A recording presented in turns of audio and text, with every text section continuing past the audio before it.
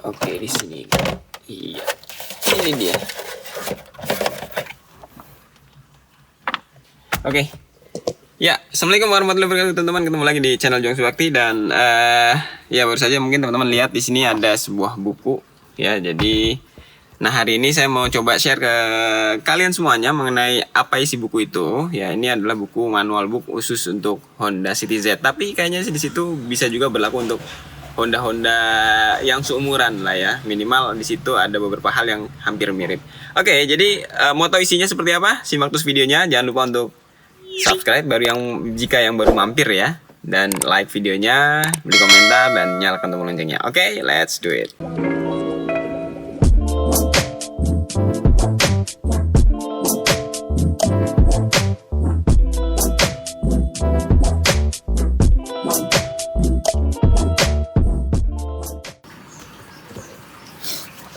Oke, kita cari tempat yang enak buat biar jelas ya.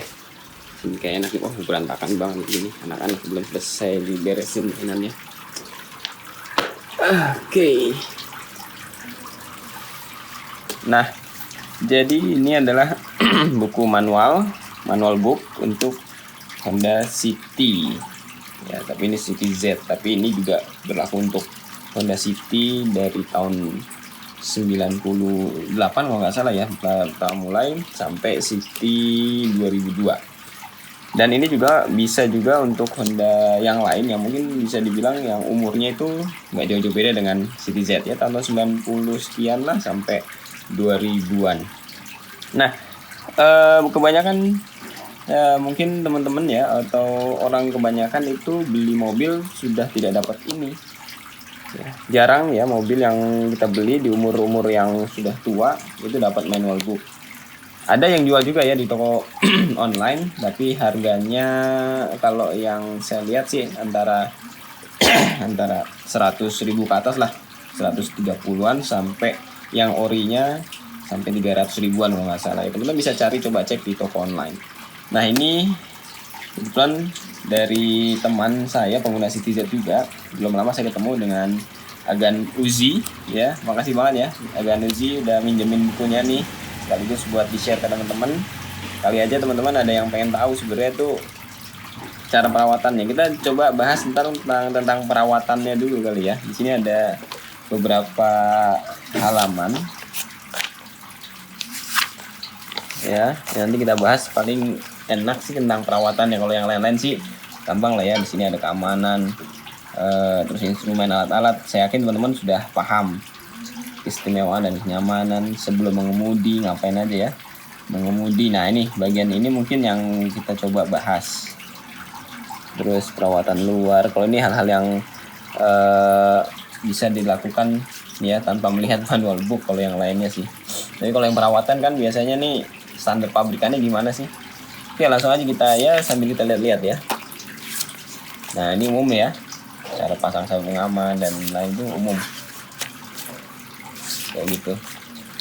Terus lanjut. Nah, ini juga umum. Oke, ini juga saya yakin teman-teman juga udah paham karena ini nggak ada yang aneh-aneh ya.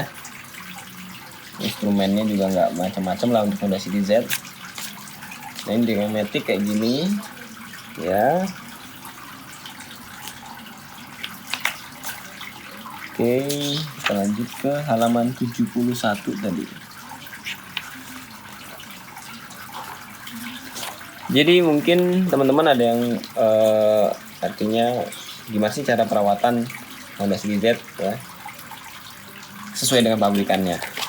Apa yang perlu diganti, apakah cuma dicek, apakah itu harus berapa lama ya,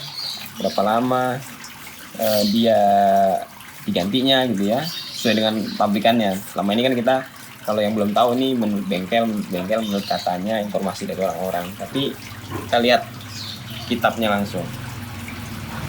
Nah, teman-teman, yang pertama saya sampaikan di sini adalah tentang bensin yang dianjurkan. Jadi bensin yang dianjurkan itu sebenarnya nggak harus mahal-mahal ya, cuman sayangnya Oktan 88 itu udah nggak ada premium. Jadi Oktan 88 ini udah cukup sebenarnya untuk Honda City Z. Ya. Seperti itu loh. Ini cc-nya negaranya Indonesia, mengandung timah. Nah, jadi bensin yang dianjurkan 88. Jadi kalau di atas ini otomatis harusnya lebih baik ya. Jadi City-Z tuh nggak perlu bensin mahal sebenarnya, cukup oktan 88. Tapi sayangnya oktan 88 di Indonesia sekarang ini udah nggak ada. Jadi mau nggak mau ya kita pakai yang lebih di atas ini. Tapi kalau lebih harusnya lebih baik ya, karena kan oktan 88 aja udah hidup, apalagi yang pakai 90 atau di atasnya. Oke, itu yang pertama mengenai bensin. Ya, jadi bensin yang dianjurkan berdasarkan angka oktan ya mungkin tak tersedia di tempat Anda. Dalam hal ini bensin dengan angka oktan yang lebih rendah boleh digunakan. Oh gitu. Ya. Tidak menyebabkan mesin ngelitik atau knocking. Jadi terendahnya itu 88. Berarti di sini boleh lebih ya. Oke, ini aman. Ya. Nah, ini tongkat dipstick ya.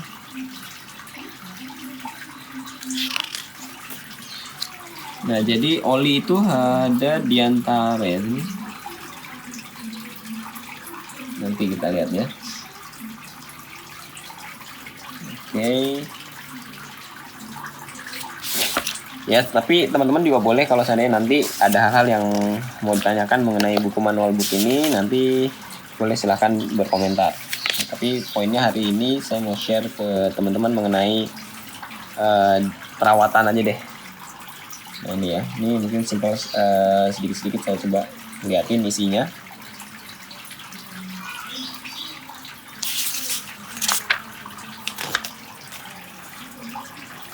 Oke. Nah ini ya, maksimal kecepatan. Ini untuk kecepatan tinggi D3, D4 kecepatan tinggi.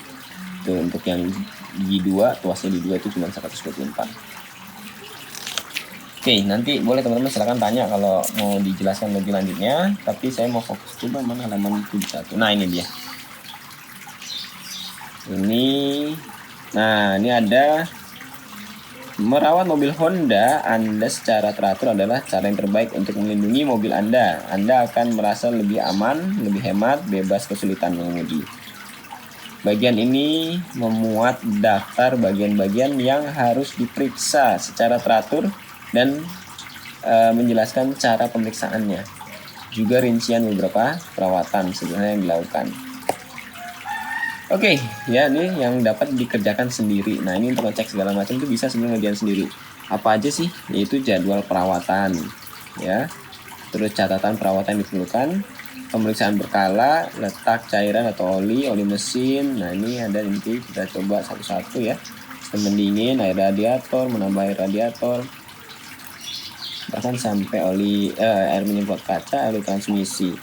Yang manual. Ada yang nanti ada yang otomatis. Oke, langsung kita buka ke begini. Jadwal perawatan yang dilakukan menentukan suhu perawatan. Oke, sambil dibaca aja teman-teman bisa kelihatan ya.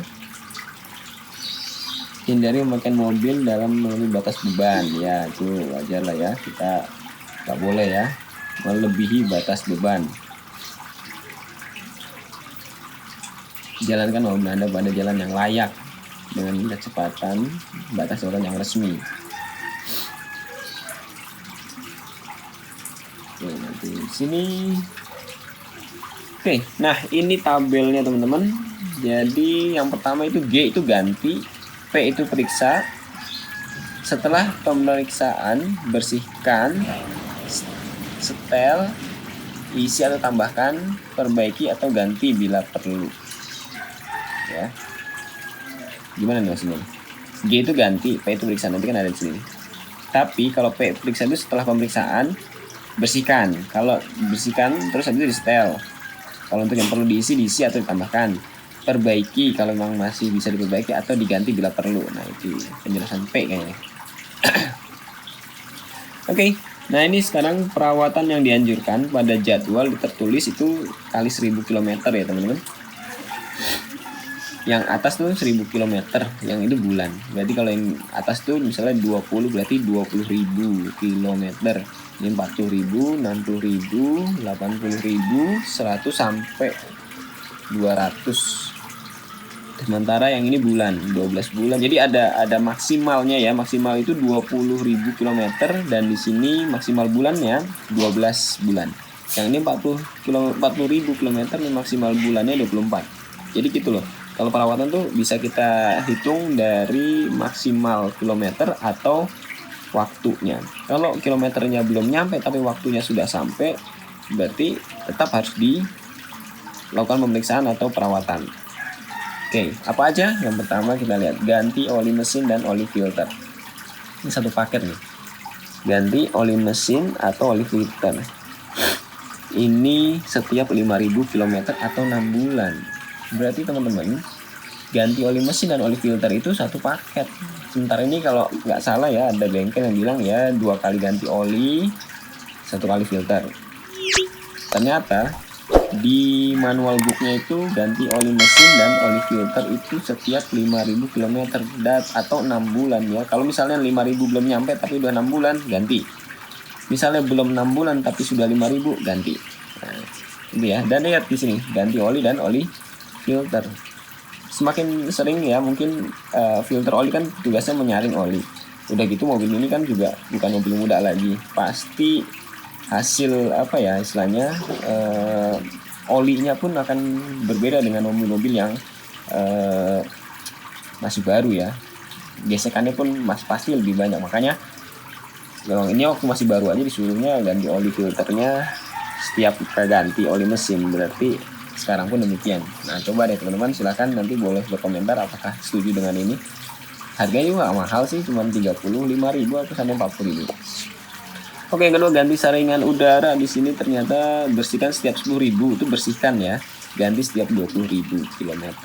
Nah memang harus ada catatan teman-teman, biasanya di mana, di dashboard atau di itu gantungan catatan servis ya. Perhatikan baik-baik kalau memang mau mendapatkan performa mesin yang tetap baik. Periksa kerenggangan katup. Nah ini kerenggangan katup klep. Klep itu diperiksa setiap 12 bulan, berarti 1 tahun sekali ya. Nih setahun sekali ya, ini setiap itu diperiksa aja berarti, karena kalau katup sih kayaknya sih jarang, atau klep itu jarang bermasalah kalau memang tidak ada kerusakan yang fatal ya. Jadi ini periksa. Jadi memang setiap setahun sekali teman-teman. Ganti saringan bensin. Saringan bensin itu yang ada di dalam mesin, kap mesin itu paling belakang itu ya, dekat throttle body. Itu saringan bensin ternyata setiap tahun tuh diganti.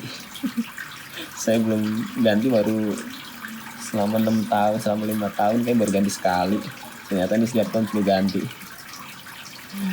Bandel. Ganti busi, ternyata busi setahun sekali teman-teman. Di sini ganti. Saya selama pakai baru 2 kali, berarti saya kayaknya 2 tahun sekali ganti busi. Ya, oke. Periksa tutup distributor, rotor atau kabel pengapian. Nah, ini yang busi ya. Jadi periksa. Timing belt. Nah, ini timing belt itu setiap di sini berarti 60.000 km. Di sini sekitar 36 bulan itu berapa? 3 tahun ya? Iya, 3 tahun. 3 tahun. Per 3 tahun ganti, atau kalau sudah tembus di 60.000 kilo. Saya ganti timing belt itu tahun 2018 akhirnya ya. 19, 20, 21, 22, wah harus ganti dong. Aduh, ntar lah. Saya coba mulai rencanain ganti timing belt sekalian, nanti bikin videonya kali ya. Pompa bensin. Nah ini pompa bensin itu sebenarnya nggak harus diganti kayaknya nih. Setiap ganti timing belt, pompa bensin periksa. Ganti timing belt periksa, tapi ingat, periksa, bersihkan, setel, tambahkan, perbaiki, atau ganti jika perlu. Tapi kalau memang ada kebocoran, ya mungkin kembali lagi merujuk ke sini, ya bisa diganti. Periksa dan setel drive belt, AC, alternator, power steering. Nah ini periksa. Sampai saat ini pun memang saya juga belum ganti, baru periksa doang. Ya kayaknya emang awet. Tapi kalau emang udah kelihatan mau putus ya lebih baik diganti teman-teman ya, periksa kan tadi gitu kan, ya, perbaiki atau ganti jika perlu. Kecepatan idle, nah ini periksa kecepatan idle CO yang pernah saya buat videonya kalau tentang CO deh ya, silakan nanti silakan simak. Nah itu periksa supaya setelannya tetap sesuai dengan pabrikannya. Penggantian coolant mesin, nah ini ganti loh ya, ini 2 tahun sekali, ganti setiap 2 tahun. Kemudian katup PVC, nah ini ada yang tanya kemarin tuh di japri saya kalau nggak salah DM, katup PVC itu ada di mana sih posisinya? Itu ada di bawah throttle body, tepatnya di bawah throttle body itu yang ada kayak apa itu, kayak kotak gitu ya, nempel ke blok mesin di bawah, terus ada yang keluar selangnya, itu PVC valve-nya. Itu ganti teman-teman kalau memang ada masalah, tapi di sini sudah periksa. Tapi kembali lagi kalau memang kan dia satu arah ya, kalau ditiup bolak-balik dia udah loss berarti harus diganti. Kalau ditiup searah masih bisa ya, dan kan ada tunjukannya itu kalau ditiup searah masih bisa dan ditiup sebaliknya dia mampet, berarti itu masih bagus. Terus periksa sistem kontrol emisi evaporatif. Ini apa ya? Sistem kontrol emisi. Periksa ini setiap 60.000 ya. 100.000. Ganti oli transmisi. Transmisi itu nih, transmisi apa nih ya? Matic apa manual nih? Kalau Matic harusnya lebih lama. Tapi ini manual kali ya. Periksa rem depan belakang setiap 6 bulan tuh periksa ya. Tapi ingat kalau udah habis ya diganti. Oke, lanjut. Oke, ganti minyak rem. Minyak rem itu diganti teman-teman. Minyak rem itu ganti ternyata di sini setiap tahun loh. Itu minyak rem di tempat saya kayaknya sampai busuk kali ya. Nggak pernah diganti, tapi dicek doang ditambah gitu ya, tapi diganti ternyata. Rem tangan periksa, iya. Silang ban, nah siapa teman-teman yang rutin silang ban? Kalau saya enggak, males banget ngilang ban sebenarnya. Cuman ya gitu, ban botak sebelah biasanya, karena mungkin Honda itu agak chamber kalau nggak salah ya, agak sedikit dalam yang pasti kemakan. Silang ban, periksa angin ban paling sedikit 1 bulan 1 kali. Tie rod, steering gearbox, komponen dan boot suspensi, karet kopel. Ya itu sering pecah itu karet-karet itu ya, bootnya itu ya. Dan bongkarnya, karet bootnya murah tapi bongkarnya itu loh 10.000 atau 6 bulan. Kipas selang rem periksa semua, sistem pembuangan knalpot ya periksa, selang bahan bakar dan hubungannya periksa. Nah itu teman-teman, jadi ini jadwal perawatan yang sesuai dengan standar pabrikannya ya. Oke, silakan teman-teman kalau mau ada pertanyaan mengenai hal ini boleh silakan, atau share di kolom komentar ya mengenai pengalaman. Apakah memang teman-teman ada yang ingin mengikuti dan ikut saran yang seperti ini, apa saran orang yang berdasarkan pengalaman ya, tapi ini hanya sebagai acuan ya, tapi kembali lagi ke kita sendiri ya. Oke, kayaknya itu ya untuk yang nanti bahas yang lain lagi lah ya. Kalau memang teman-teman mau tanya mengenai buku manual buku apa aja ya silahkan, nanti boleh nanti saya buatkan videonya lagi. Tapi hari ini saya cuma mau share itu aja teman-teman. Jadi ini yang penting, kadang-kadang kita harus tahu apa aja yang harus diganti, apa yang dicek ya, karena ini emang yang rutin kita lakukan ketika kita punya mobilnya apa aja, tapi bebas ya. Tapi kan kita harus tahu kapan sih sebenarnya sesuai dengan pabrikannya. Nanti ada spesifikasi olinya juga ya yang dipakai untuk Honda City Z. Oke, jadi saya rasa itu dulu ya teman-teman ya mengenai share hari ini. mengenai salah satu isi dari buku manual book ini. Ya, kalau teman-teman mau punya buku seperti ini silahkan boleh cari untuk online, tapi ini yang ori nih ya, masih asli buatan dari Hondanya, cetakannya pun kelihatan. Ya, kalau yang nggak ori itu dia fotokopian, ininya udah beda. Harganya sekitar 100 ribuan sampai ke atas. Tapi kalau emang teman-teman nggak mau beli juga nggak masalah, silahkan boleh tanya atau kalau ditulis di komentar atau DM di Instagram saya juga boleh ya. Follow Instagram saya di situ di paling pojok dia @juangsubakti. Jadi nanti kalau mau tanya-tanya atau kita mau sharing ya, saya bukan mau ngajarin tapi setidaknya saya juga bisa cari pengalaman yang teman-teman punya mengenai perawatan Honda City Z. Oke, itu aja mungkin video untuk kali ini teman-teman. Ya, terima kasih ya sudah selalu nonton video-video saya. Terus ya selalu berkomentar dan selalu kasih like, juga saya ucapkan terima kasih dan see you on the next video. Wassalamualaikum warahmatullahi wabarakatuh.